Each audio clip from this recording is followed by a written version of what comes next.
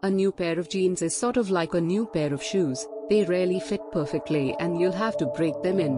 Sure, there's a time and place for tight jeans that look painted on, but no pair of denim under any circumstances should cut off circulation or leave you gasping for air. Take a spray bottle, fill it with warm water, and liberally mist your jeans front to back. Once they're wet all over, strategically pull on the fabric in the areas you're hoping to stretch.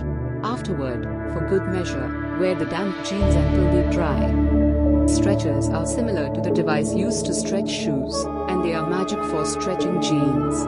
All you have to do is wet the waistband with lukewarm water, insert the stretcher, and turn the handle to expand. I like to leave it inserted overnight, or if you need more than an inch, you could check back in and give it a few more turns every few hours. Take your denim for a dip while you're at it. Wearing your jeans in the tub is a classic, though not exactly practical way to stretch your jeans. Relax in the warm tub for roughly 15 to 20 minutes, then let them air dry.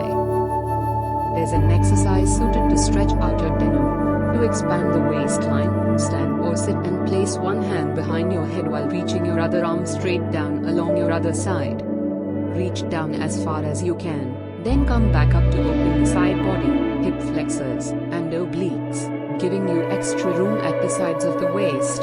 Your jeans need to ease in and ease out of the stretch to safely create space. Wear the same pair of jeans multiple times throughout the week will make it less snug. With some patience and persistence, and holding off on washing them for as long as possible, your jeans will break into be extremely comfortable and conform to your body. The key is to focus on the areas that feel most stiff and increase movement in those areas, i.e., bending your knees, doing lunges, etc.